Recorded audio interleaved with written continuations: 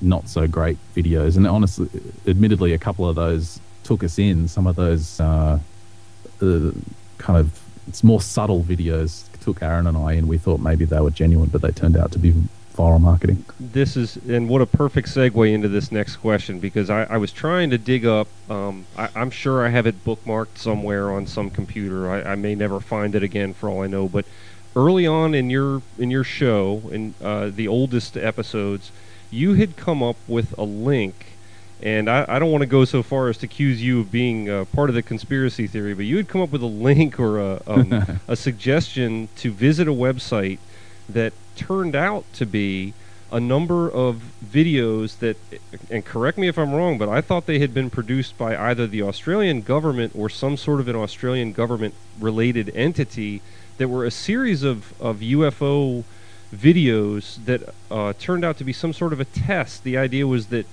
they were trying to gauge the reaction of people as to whether they could tell whether they were real videos or not. Do you remember that?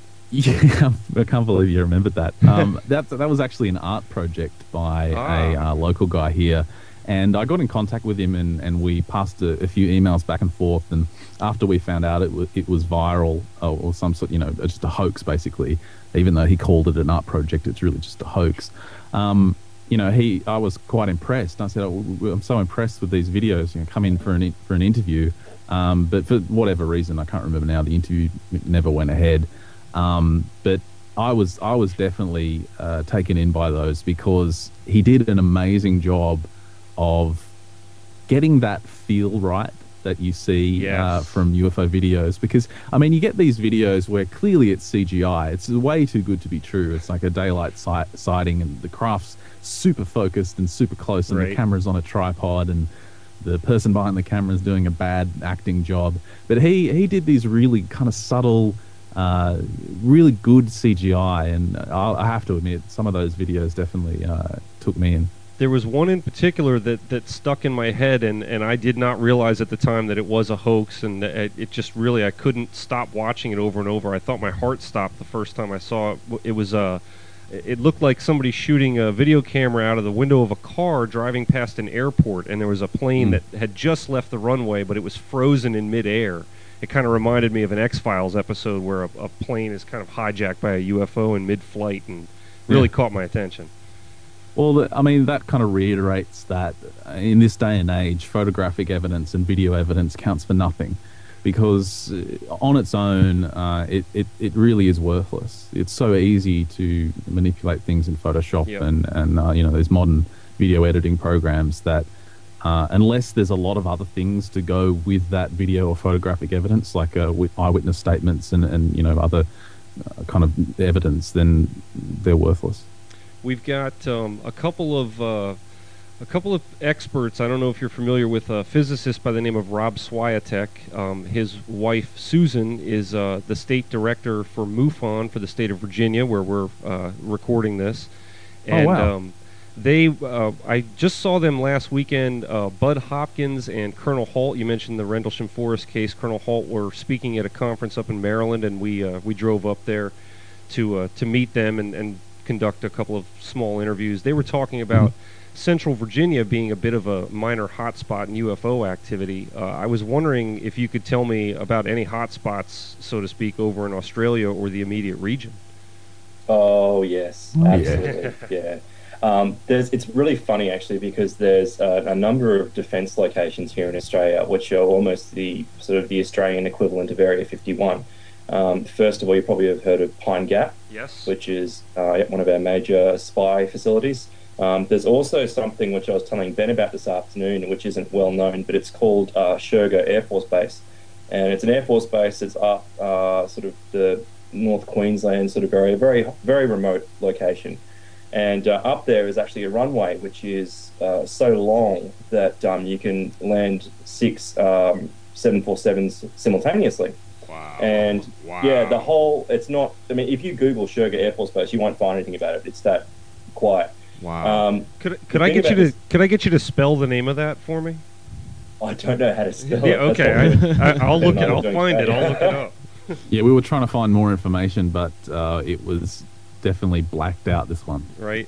the information, I have friends that are in the military, so this is where this information has come from. The theory is, what my friends are told, is that it's a backup landing strip for the shuttle. If the shuttle ever encounters a problem as it's re-entering the atmosphere, it can land at Sherga. But the more sinister sort of ideas are that it's a testing base for experimental aircraft for the Americans. And for the fact that it's so remote up there that it takes hours to get out anywhere in there, and there's just no people around at all. So it's very isolated. But just adjacent to that is a UFO hotspot, the Northern Territory, which is up in that region, which is also sparsely populated, but it's a UFO hotspot. There's constantly sightings coming out of there. I mean, it could be a coincidence that that Air Force base is located nearby, but it's just interesting that there's every week we get a sighting from Darwin. Yeah, Northern Territory especially. We've had members of Parliament, prominent politicians who have been there for whatever reason and come forth with sightings, and locals have always told of their sighting reports of strange lights in the skies zipping about at night. It really is an incredible hotspot for us. But it's worth mentioning, I mean, like we were talking about earlier, whether the US is like a linchpin of the UFO conspiracy. And it's worth mentioning that these bases we're referring to, they're not our bases. Right. They're your bases. We have access to them, but yeah, they're American bases. Yeah, I'm not really sure what to say to that. It's funny whenever we feel like it over here in the United States, we love to wave the red, white, and blue, and then you come up with something like that, and we kind of tuck it behind our back. Yeah, I guess that's our base, isn't it? Sorry about that. What's also interesting is in those areas, you have quite a lot of Aboriginal cave paintings. Yep. And, of course, in ufology, we have kind of the abduction reports and reports of alien entities, and that common kind of grey entity which has infiltrated pop culture is the one with the big almond-shaped black eyes. Right. And Aboriginal cave art actually has a lot of paintings which are very similar to these entities. And if you look it back through some of our native stories, and even Native American Indian stories as well, you hear really strange stories that kind of mirror modern abductions. So I just thought I'd throw that out there as well. It's actually, I went to, I think I said this already once, I went to the X Conference last year, and Graham Hancock was speaking, which was a big thrill for me because I've read so many of his books, and I thought it was a very unique opportunity to meet him. And he, I actually have a DVD of the lecture that he gave, and I will absolutely dub a copy of it and try to forward it to you because he discusses that very point and shows some amazing imagery from some of those caves and caves in France and other places. That the only way to describe it is exactly what you said. It's clear that's clearly what these are, is some sort of entity that resembles the gray that we all know now. Yeah, I'm really glad you brought up Hancock because his latest book I just finished recently. It's called Supernatural, that's exactly what he was talking about. Yeah, he goes into tremendous detail on the abduction stories and how they mirror these native tales, and also like Irish fairy stories. Right. I mean, some of these old stories from Ireland regarding fairies, I had no idea that they had such amazing links with modern abduction accounts, because they talk about babies being swapped. Because, of course, in abduction stories, we hear about kind of hybrid projects where women are impregnated and then later they're abducted and the fetus is taken out and they have memories that it's some sort of hybrid. We have those stories. And there's almost exactly the same stories in Irish fairy lore. The links are absolutely incredible. So I recommend that book to anyone. Absolutely, you did some really great research on it. I would also recommend it. I haven't actually even read it, but the opportunity to see Hancock speak, and of course that was the thrust of his talk, was just fascinating information. As I say, I'll have to dub a copy of that lecture and forward it to you. I think you'll find it very, very interesting. Well, it brings up a good point with that kind of stuff, because it really delves into the supernatural, and we end up kind of entering a realm where we're not always talking about actual physical things from this dimension. We really start to go into the area of the ethereal, and kind of parallel dimensions and beings that perhaps exist in realms that science isn't aware of and that we can't see. And I think when you really start to delve into the UFO phenomenon, it becomes clear that a lot of it really does kind of exist in that other dimension, or multiple dimensions that we're just not aware of. He really makes you stop and think with some of the things that he says, and I'm sure the book is the same way. When I get to it, I'm certainly gonna read that cover to cover. Yeah. Speaking of the X Conference again, do you guys have UFO conferences over there in Australia or Japan or somewhere nearby, something similar to X Conference? I'm sure you do.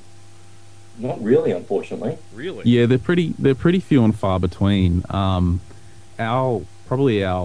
One of our best ones is the Nexus Conference, and Nexus is a pretty popular magazine that covers all kind of paranormal and alternative topics, and I think they've got quite a large readership in North America. So they have kind of a yearly conference, which I'm yet to go to, but that's the only one that really pops into mind. Unfortunately for Aaron and I, if we were to really kind of get involved in the UFO conference scene, it would mean a lot of expensive plane tickets to the States. Yes, I'm sure it would. This is Time and Space, hosted by Mike Smith. News team, assemble! Yes, apparently the mouse was like, hey kids, maybe we should do some journalism. Yeah, we can definitely do that. There's a U.S. soccer game for the World Cup coming up tomorrow. Right. Tomorrow night. Right. 10 o'clock start. What channel do you think it's on? Let me think. You can find soccer or football. Is it on Fox Soccer Channel? It is not. Is it on Gold TV? No, it is not. Is it on Univision?